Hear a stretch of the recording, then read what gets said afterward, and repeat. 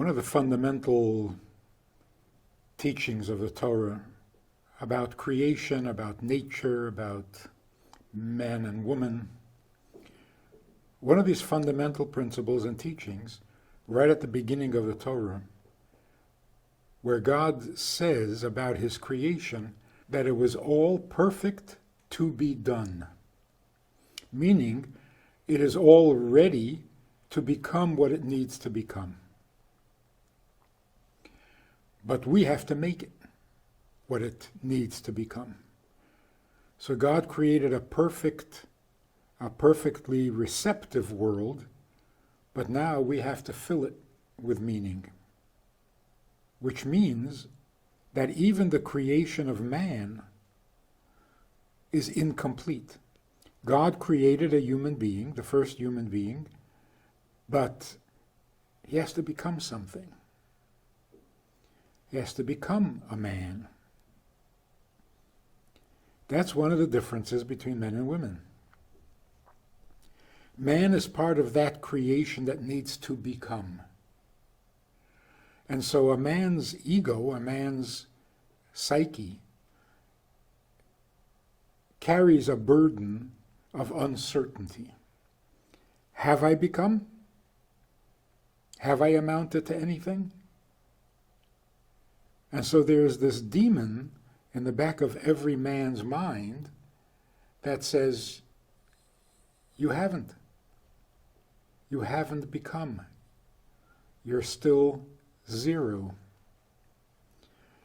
And it's amazing how the most powerful men in history, the most successful, are the most paranoid.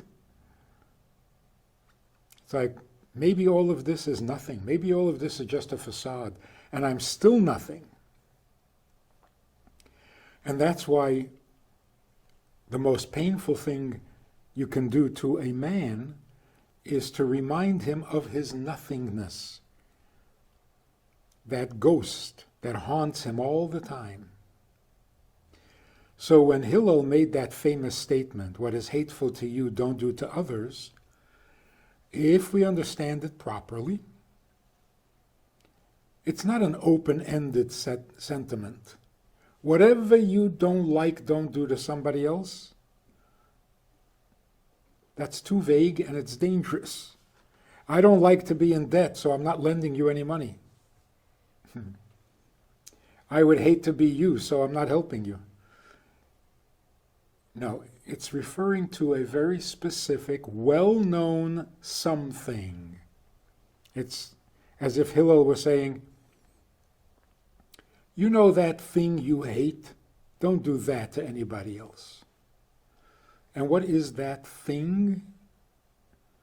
Reminding a man that he is basically nothing. He's amounted to nothing. And it's irrational. Doesn't have to have a good explanation. Even successful men have that feeling, that ghost, that demon in the closet. But you see, when we think about our own faults and admit our own faults, it doesn't hurt. It doesn't make me hate myself. Because I know I'm valid before I criticize myself. So when I criticize myself, I am limiting the criticism to that particular detail. I'm not suggesting that I'm nothing. But when someone else criticizes, even just one detail, it awakens the ghost. That's just the beginning. What you're really trying to say is that I'm nothing. And I hate that. That hurts more than anything else. In different words, men are driven to achieve. To make something of themselves. Otherwise, they are annihilated to zero. Women don't have that in their psyche. There's no zero for women. You're either a 1 or a 10. There's no zero. So women are not tortured by this annihilation. They can be upset and hurt when they're not appreciated, taken for granted. But they never have this thought, you think I'm nothing? That wouldn't compute for them. What do you mean nothing? I'm not nothing. But men have that. So men are, in a sense, struggling for survival. And that's why a compliment to a man makes his day. Any compliment. Just tell me I'm not nothing. Maybe that's why men love things that go from 0 to 60, or from 0 to 50, or 40, or 30. Anything but 0. So we have a very fragile ego, more fragile than women. Because women can get insulted, we get annihilated. What's the solution? Well, in all traditional cultures, men, boys, had to go through some ritual to establish their manlyhood, that they had arrived, that they had become something. In most cases, in the olden days, you proved yourself by your ability to fight, to kill, to destroy, or survive. You were given an intense challenge, live or die, kill or be killed, and if you came home alive, you're the man. The other way is to get approval from an older male, from a man who is no longer trying to prove himself, which comes with age. A man who is no longer haunted by that ghost, his approval of a younger man can make the difference. A sergeant in the army, a professor at school, a rabbi, a coach who says, you're good, you're in. That's it. Your ghost goes away. Today, unfortunately, we don't take blessings from older men. We're determined to prove ourselves. And how do we prove ourselves? Well, in one of two very desperate ways. Either getting many women to adore you, which supposedly makes you into a man, but it doesn't really. Or you join a club, or a gang, or a team, and you tell each other how great you are. And you're all suffering from the same ghost. And it doesn't work. It's just bravado. It's exaggerated self-importance that does not take away the ghost. So here's what Judaism says. It's true, every boy needs to go away from home and seek his fortune and make it on his own. Otherwise, he's just daddy's little boy. But there's a better way. And that is to recognize and accept my own zero-ness. I'm here to accomplish something, not to become something. Doesn't matter what I am. What matters is what I do. Not that you shouldn't be a good person, kind person, but even becoming a kind person is not because that's what you must be. It's because that's what you must do. We are here to serve. The male psyche is, give me a responsibility, show me a need, and let me attend to it. Let me do something about it. When I feel like I've accomplished a mission, a purpose, a destiny, then I'm fine, even with my own insignificance. So instead of fighting the demon, The Torah tells us, you're an insignificant little creature, you're very limited, you're very fallible, you're very fragile, but that's okay. As you are, you can do amazing things. As insignificant as you are, you can do very significant things. Will that make you significant? Either it will or it won't, that's not the point. And that's why we start our day in the early prayers in the morning saying, what is a human being anyway? Really referring to men. Our strength is really nothing to speak of. Our wisdom is as if we're really not very smart at all. Humility. Humility is not a put down. It's an admission of fact.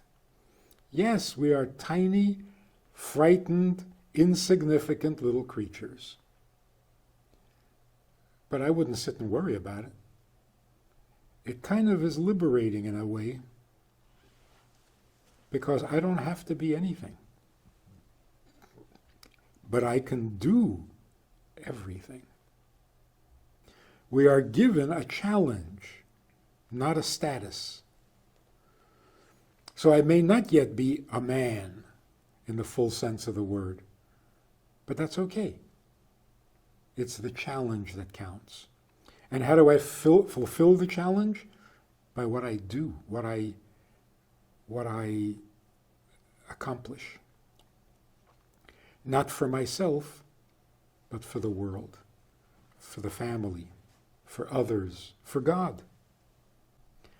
And in very practical terms, a little boy has a number of changes, dramatic turns in life in order to grow up.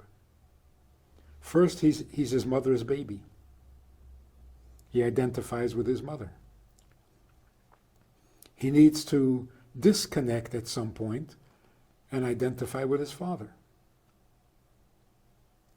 But even then, that's not enough, because if he continues to identify with his father, he will be a boy, but not a man. So at some point, he has to become independent of his father. Therefore, should a man leave his mother, then leave his father, cleave to his wife, and then become a complete person. Whereas the woman has no such changes. She is born identifying with her mother. She grows identified with her mother. She becomes a mother. Her life is a straight, clear path. She just has to be good at it. She doesn't have to get there. Man has to get there. And if a man forgets to make the turn at the proper time, he's in trouble. So there's a strength to it and there's a weakness to it. If you're intimidated by the fear of not amounting to anything, that could be very crippling and discouraging and paralyzing. But if you use it to your advantage, I don't care what I amount to. It's what I accomplish for my Creator or for my community. That's what counts. That makes you much stronger.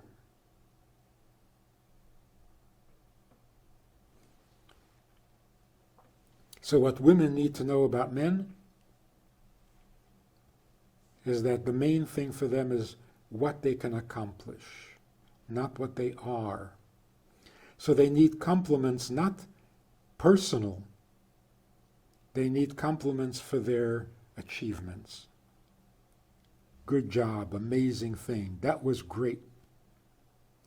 Women appreciate a personal compliment. You're beautiful, you're great, you're good. But more than that, women appreciate appreciation, not being taken for granted. They don't need to be reassured that they're significant and valid, because they have no fear of zero. But they hate being taken for granted. Don't treat me as if I'm not when I am. So they get offended. Man, if you treat him like he's not, will eventually start to believe it. If you treat him like nothing, he will eventually be reduced to nothing. But not women. So, men need to be complimented for their abilities and their achievements. Women need to be appreciated for who they are, and what they do. Bearing that in mind, we can have some pretty good relationships. We have a Sunday night program for VIPs that you might be interested in. It's informal, it's questions and answers, it's conversation. It's really relaxed, it's really pleasant, enjoyable, informative, and kind of community-like. It's a Sunday night program. There's a Wednesday morning program for the VIPs, and there's a Wednesday night program. All of it just conversation, casual, laid back, unscripted. So join us, take a look, click the link below and see which of the three suits you best, and join us for some enjoyable conversation.